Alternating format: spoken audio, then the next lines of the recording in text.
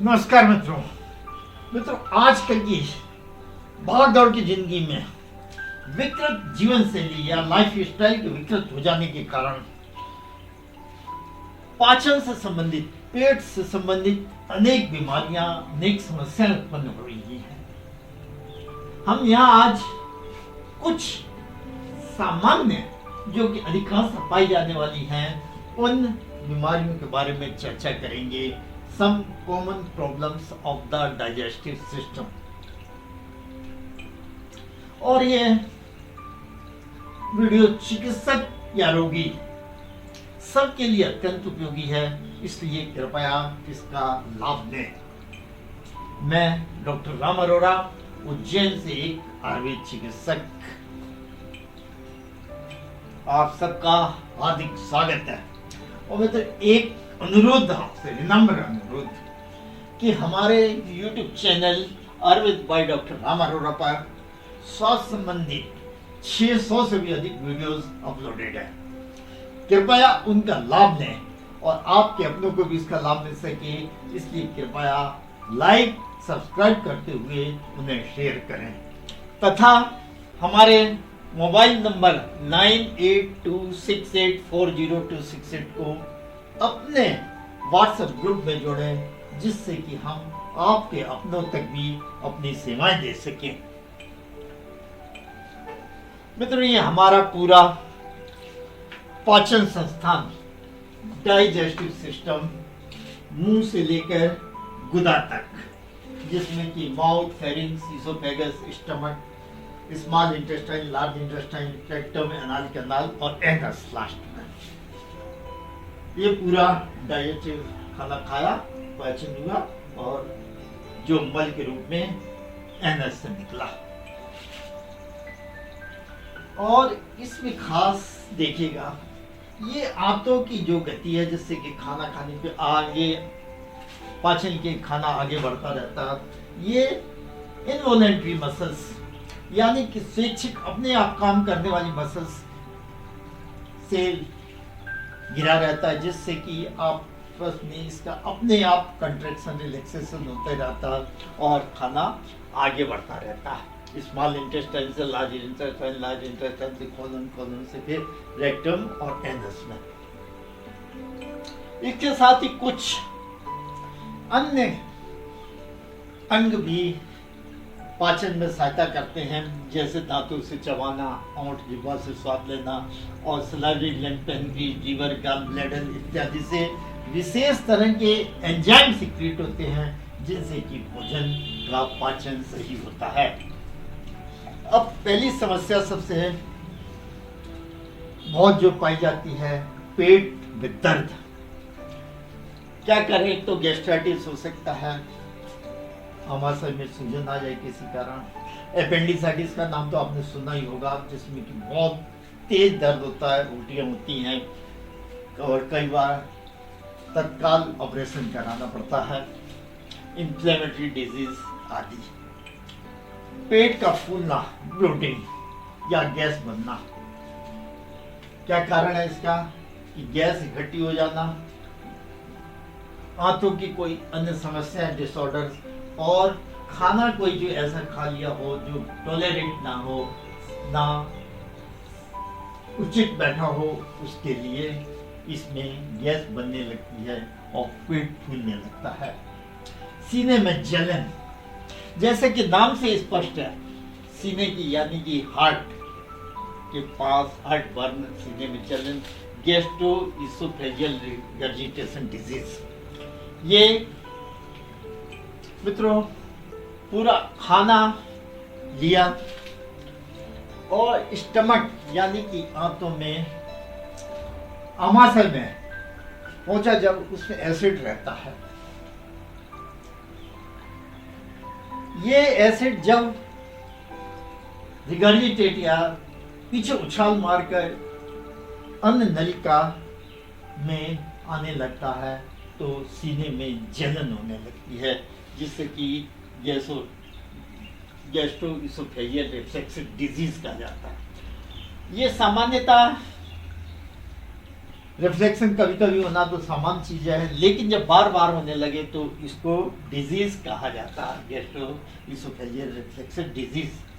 और एक hiatus hernia, ये इसोफेगस, ये स्टमक और थोरेसिक यानी कि चेस्ट की कैविटी और एब्डोमेन पेट की कैविटी के बीच में ये एक डायफ्राम, एक पार्टीशन है एक तरह का।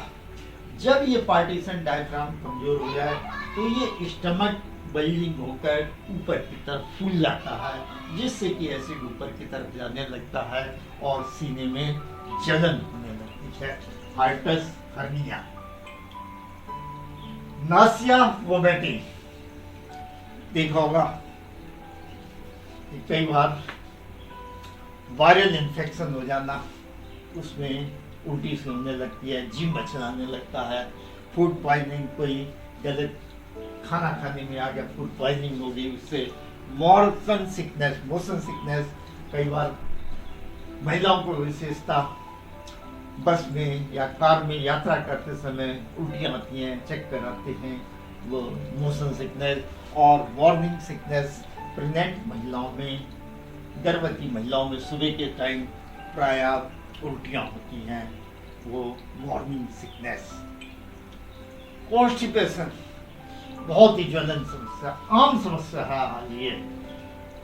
क्या कारण है?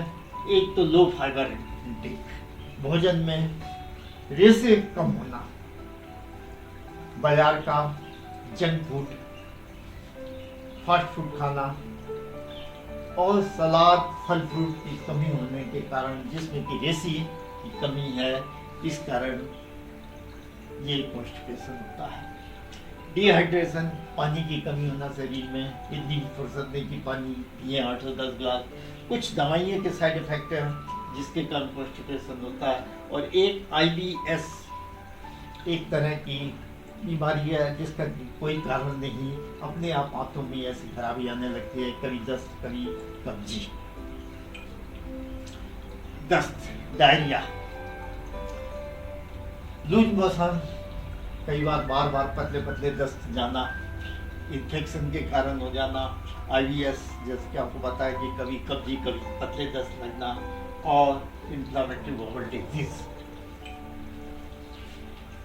हैबिट में परिवर्तन आ जाना, आदत नियमित रूप से सुबह से हम अगर जा रहे हैं तो एकदम परिवर्तन आ जाना, कभी प्रेशर ही नहीं आ रहा, इम्पल्स ही नहीं आ रही, और कभी किसी भी समय आ रहा है लेटरिन का इम्पल्स।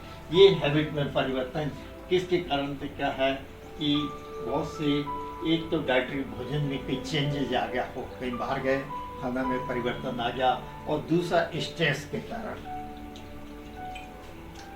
वजन का कम करते जाना, खूब खाना खूब खा रहे हैं लेकिन फिर भी वजन गिरता जा रहा है, कोई उसके लिए कोई उपाय नहीं कर रहा है कि अपन एक्सरसाइज कर रहे हैं, वर्कआउट कर रहे हैं, या कोई वजन कम करने के लिए दवाई ले रहे हैं, लेकिन फिर भी वजन गिरता जा रहा है। क्या है इसका? माल एब्जॉर्प्शन, जो भोजन अपन ले रहा है उसका सही पोषण नहीं, एब्जॉर्प्शन नहीं हो रहा, शोषण नहीं हो रहा, इसलिए माल एब्जॉर्प्शन। इसमें रोगी को मल बहुत ज़्यादा मात्रा में आता है, बदबूदार आता है, माल एब्जॉर्प्शन। सीलिएक डिजीज, कुछ खाने ऐसे होते जो कि पचते नहीं, जैसे ग्लूटेन, गेहूं जो खाया जाता है, उसमें कई व्यक्तियों को बार बार दस्त, पेट की दर्द, पेट अफरना इत्यादि शिकायत होने लगती है, सीलिएक डिजीज। और कुछ तरह के कैंसर, पेट के कैंसर, उसमें भी वजन कम होता जाता है। ब्लड, ये कई बार तो आंतों में कोई छाला इत्यादि, अल्सर इत्यादि हो जाना, अल्सरेटिव कोलाइटिस इत्यादि हो जाना, उसकी वजह से ब्लड आने लगता है। और मुख्य कारण ज्यादातर जो देखने में मिलता है वो हिमराइड यानी कि पाइल्स, मस्सा या बवासीर, इसके कारण होने लगता है। और कुछ तरह के कोलन के यानी कि आंतों के कैंसर के कारण भी ब्लड जाता है लेट्रिन में। थकावट, कमजोरी, बिना किसी कारण से कोई काम नहीं कर रहा है फिर भी थकावट और कमजोरी से मालूम पड़ती है, उसमें भी वही माल एब्जॉर्प्शन जो खाना खा रहे हैं उसका एब्जॉर्प्शन ना होने के कारण एनीमिया होना, वो कुछ पुरानी बीमारियां जो कि डाइजेशन से संबंधित है या डाइजेशन को प्रभावित करती हैं, उसकी वजह से थकावट और कमजोरी आने लगती है। अब इन बीमारियां जो हमने गिरनाई, इनका क्या कारण है, तो देखा जाए तो उसको मुख्यतः 3 भागों में विभाजित कर सकते हैं। पहले तो आनुवंशिक, जेनेटिक, परिवार में वंश अनुगत चली आ रही है वो बीमारी। दूसरा है ऑटो इम्यून, जो शरीर का सुरक्षा तंत्र है वही शरीर को बाय मिस्टेक नुकसान करने लग जाता है, उसको क्षति पहुंचाने लगता है, जैसे कि एक दोस्त कोई दुश्मन बन जाए। इसी तरह से ऑटो इम्यून डिजीज ये है जिसकी कई हाथों से संबंधित अल्सरेटिव कोलाइटिस इत्यादि बीमारियां होने लगती हैं। तीसरा है विकृत जीवन शैली, जो कि बहुत ही खास है, जैसे कि बताया कि जिसमें फाइबर ना होना, रेशेदार भोजन ना लेना, नियमित रूप से नींद ना लेना, पानी की कमी लेना और जंक फास्ट फूड इत्यादि लेना, विकृत जीवन शैली के कारण ये पेट की समस्याएं उत्पन्न हो रही हैं। अब कॉमन ट्रीटमेंट क्या है इन सब का, सबसे कैसे बचा जाए, कि पेट की बीमारियों से कैसे बचे, कैसे हल करें उसको, तो इसके लिए आयुर्वेद में बहुत सी दवाइयाँ हैं और बहुत से उपाय बताए गए हैं आयुर्वेद में कि किस तरह से जीवन शैली होनी चाहिए। आयुर्वेद की दवाइयाँ और दूसरा डाइट, भोजन में परिवर्तन करें, जंक फूड फास्ट फूड इत्यादि से बचें और फाइबर वाले रेशेदार भोजन लें, जिसमें कि और साथ में लाइफ स्टाइल को चेंज करते हुए नियमित रूप से एक्सरसाइज करें, स्ट्रेस तनाव से बचें, पर्याप्त मात्रा में पानी द्रव्य पदार्थ लें और स्मोकिंग इत्यादि को बिल्कुल त्याग दें। प्रोबायोटिक्स ये एक तरह के बैक्टीरिया हैं, हेल्दी बैक्टीरिया, जो कि आंतों को स्वस्थ रखते हैं। प्रोबायोटिक्स ये दही छाछ में बहुत प्रचुर मात्रा में पाए जाते हैं प्रोबायोटिक्स, इसलिए दही छाछ का नियमित प्रयोग करना चाहिए। आयुर्वेद में दही छाछ को एक अमृत के समान माना गया है, लेकिन इतना ध्यान रखें कईयों को लैक्टोज इंटॉलरेंस यानी कि दूध दही नहीं पचता, उससे एलर्जी रहती है, उनको ना दें, नहीं अन्यथा दही छाछ बिल्कुल एक अमृत है आंतों के लिए, पेट के लिए, डाइजेशन के लिए। आयुर्वेद का एक पंचकर्म जो कि बिल्कुल शरीर की शुद्धि कर देता है, प्यूरिफिकेशन कर देता, डिटॉक्सिफिकेशन कर देता है, उसमें वमन यानी कि उल्टी कराना, विरेचन यानी कि दस्त कराना, बस्तीकरण का, विशेष तरह के क्वाथ का एनिमा देना, नस और रक्त मोक्षण, ये डिटॉक्सिफिकेशन है आयुर्वेद के एक अद्वितीय पद्धति पंचकर्म की। इस प्रकार मित्रों आयुर्वेद अमृत है, कृपया इसे पहले आजमाएं और फिर विश्वास करें और हमारी हार्दिक शुभकामनाएं, आप हमेशा सुखी रहें, स्वस्थ रहें, प्रसन्न रहें। बहुत बहुत धन्यवाद मित्रों, नमस्कार।